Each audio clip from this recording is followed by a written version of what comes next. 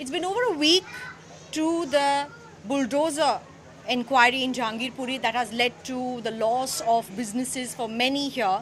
The common man has been suffering, but for the first time, we are looking at a list that has been prepared by the locals here, and the official number of count of the families who have actually lost their businesses sums up to somewhere about more than 50, around 54 to be precise, who have come forward and have said that they have lost their businesses. But let me speak to the people here, the common man who's been living here and trying to bring their life back on track after the clouds of the communal violence in Jahangirpuri have now moved away. But have their lives come back on track? They'll tell me. Akbar had a shop here that was bulldozed. His wife is here. I also have with me Raman Jha, who had a pan shop over here. Akbar जी बताइए कि क्या आपकी निजी ज़िंदगी जो है, अब जो व्यवसाय आप कर रहे थे, काम आप कर रहे थे, क्या वो वापस पटरी पर आ चुका है, आ सकता है? जी अभी तो मुझे कोई उम्मीद नहीं है जो आएगा, क्योंकि जब तक ना हम दुकान खोले, कुछ रोजी रोटी ना मिले, तब तक कुछ कह नहीं सकते। क्योंकि घर का मेन गार्जियन मैं ही हूँ। मेरे पीछे 5 पेट हैं, यानी मेरे 3 बच्चे हैं छोटे छोटे, मेरे मियाँ बीवी है। मैं ही कमाने का ज़रिया हूँ, और हम लोगों का जो ज़रिया था दुकान था, उसी से हम लोग करते थे। बाकी हम लोगों को कोई आगे पीछे है नहीं। अब कुछ कह नहीं सकता, अब क्या होगा नहीं होगा, इसी बात का ज़्यादा टेंशन है।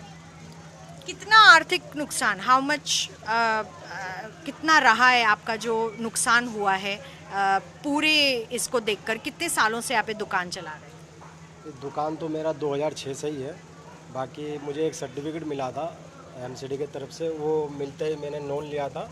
लोन लेके मैंने दुकान खोला था, तो उस पर मेरा काफ़ी नुकसान हो गया, मतलब 5-6 लाख का नुकसान हो गया। और इन पंडित जी से भी बात करेंगे। आप बता रहे थे कि आपकी पान की दुकान थी। अब सवाल यही उठता है कि आप लोगों की दुकानें थी, क्या आप उस उपद्रव में शामिल थे? नहीं थे तो क्यों ये कार्रवाई आपके ऊपर की गई, और उसी वक्त क्यों की गई जब ये दंगे भड़के? नहीं जी, हम लोग तो इस चीज़ से तो कुछ लेना देना नहीं है। एक बिजनेसमैन हैं और 34-35 साल के पुराने हैं। हम लोग आपस में भाईचारा प्रेम की इतनी अच्छी तरह से ज़िंदगी गुजर कर रहे हैं। ये तो पीछे से मैंने हो हल्ला होता हुआ आया, और मान के चलिए पथराव किसी ने किया। बाहर के ही लोग, यहाँ के लोग ऐसे नहीं कर सकते। तो बाहर के किसी ने किया होगा, जो भी किया होगा आपस में। मगर हम लोगों को जो ये नुकसान हुआ, जो 16 तारीख के बाद, तो मान के चलिए 20 तारीख तक तो हम लोगों को बिल्कुल जाना आना सब कुछ बंद। 1 रुपये की सामान भी नहीं निकालने दिए। जो भी हुआ जैसे भी हुआ। अब 20 तारीख को अचानक हमने 3 बार गया था दुकान को हटाने के लिए, मगर हटाने नहीं दिए। मीडिया की गाड़ी, पुलिस की गाड़ी इतनी भरी पड़ी थी, जो कहीं निकालने का मौका भी नहीं मिला। और आते ही बुलडोजर चलाना चालू हो गया। नुकसान तो नुकसान है। अभी भी पुलिस इस इलाके में घूम रही है और आपको दुकान लगाने दे रही है वापस? कुछ अभी नहीं, अभी तो कुछ भी नहीं। अभी तो अब हम भी ये सोचते हैं कि जब सुप्रीम कोर्ट में गया है केस, तो सुप्रीम कोर्ट की 14 दिन की जो तारीख मांगे हैं, 14 दिन के, देखता हूँ 3 या 4 तारीख को, 5 तारीख को क्या होती है फैसला, उसके बाद ही। अभी तो हम लोग विकलांग हुए पड़े हैं, काम धंधा कर नहीं पा रहे हैं, और क्या बता सकता हूँ। एक मैं इनसे भी सवाल करूंगी कि यहाँ पर क्या आपको लग रहा है कि उस हादसे के बाद यहाँ पर किसी तरीके का अमन या चैन खराब हुआ है? पुलिस लगातार अभी भी जुम्मे के दिन भी यहीं पर खड़ी हुई है, और क्या आप लोगों के बीच ऐसा कुछ मनमुटाव है? नहीं, जब ज़्यादा जनसंख्या होती है ना, कभी पुलिस की सिक्योरिटी तो ऐसे भी आती है, आम दिनों भी आती थी। जैसे बड़े बड़े जो जब जुम्मा होता था, तो उस टाइम भी 2-4 पुलिस वाले, 10 पुलिस वाले आते थे। और आजकल के तो माहौल ही ख़राब है। तो आज तो यहाँ पे मैंने हज़ारों की जनसंख्या में पुलिस है जहांगीरपुरी में इस टाइम। मैंने आपको सीआरपी के फोर्स भी हैं, पुलिस भी हैं। तो आज के दिन आखिरी अलविदा जुम्मा था, तो अलविदा के जुम्मा में तो गली गली में चप्पे चप्पे पे है ही पुलिस। तो ये तो कोई बात नहीं है। नहीं, अच्छा, एक मैं आपसे सवाल पूछना चाहूँगी। यहाँ पे जितने मुस्लिम रहते हैं उनको तो एक पॉलिटिकल पार्टी ने कह दिया कि वो रोहिंग्या हैं, बांग्लादेशी हैं।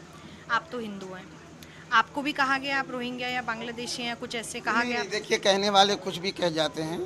इसमें कहने वाले को क्या कुछ भी कह लो, अगर है तो आपने इतना दिनों से क्यों आने दिया? अगर है तो किसने आने दिया? या अपने आप आदमी तो आ नहीं सकते, किसी के घर में किसी की जगह में तो जा नहीं सकते। जो कुछ भी करते हैं मान के चलिए नेता ही पुलिस करवाते हैं या जैसे भी करवाते हैं, इसमें हम किसी को दोषी नहीं ठहराते हैं। यहाँ जो कुछ भी है अमन भाईचारा चैन की ज़िंदगी जी रहे हैं लोग। ये पहली बार हुआ है जहांगीरपुरी के अंदर में जो ऐसी ज़िंदगी जो हिंदू मुस्लिम की जो बातचीत हुआ है। बाकी आपस में तो तू में कितने बार हो जाते हैं, 1 घंटा के अंदर में आपस में सब मिल जाते हैं, वो चाहे हिंदू से हो मुसलमान से हो। यहाँ कोई आज तक नहीं। ये तो इस बार तो इतना उछाल दिया गया है कि मीडिया और पुलिस की फोर्स जो आई थे इस वजह से इतना उछल गया। बाकी यहाँ तो देखिए आपस में जो 2-4 बर्तन रहेंगे तो आपस में तो लड़ेंगे ही लड़ेंगे, बजेंगे। यहाँ पे ऐसी कोई बात। एक जो आर्थिक नुकसान की बात है, क्या आप सरकार से कोई उम्मीद रख रहे हैं?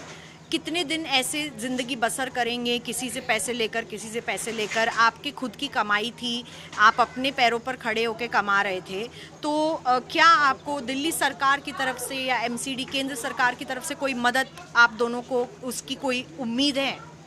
देखिए अभी तक तो कोई नेता नहीं आए हैं, कोई सरकारी कोई राहत नहीं आई है। इतने दिनों में आज 15-20 दिन हो गया, 16 तारीख से लेकिन मान के चलिए 30 तारीख, आज 14-15 दिन हो गया, अभी तक तो कोई नहीं आए हैं। ये है आपस में ये 2-4 भाई जो चंदा इकट्ठा करके उनको 500 दे दिया, उनको 1000 रुपये दे दिया, जो किसी तरह से भाई घर के खर्चा के लिए, सब्जी के लिए, दूध के लिए, फलाने ढिकाने के लिए, तो इसी से अपना सब कुछ आपस में हम लोग को एकता है ना बहुत, तो आपस में एक दूसरे की मदद कर रहे हैं। और एनजीओ वाले भी आके कुछ राशन पानी वगैरह दे के गए हैं, बाकी और कोई नहीं। रही उम्मीद की बात, तो उम्मीद तो आप मान के चलिए कोर्ट फैसला करते हैं कि भाई इन गरीबों को हम क्या फैसला सुनाएं।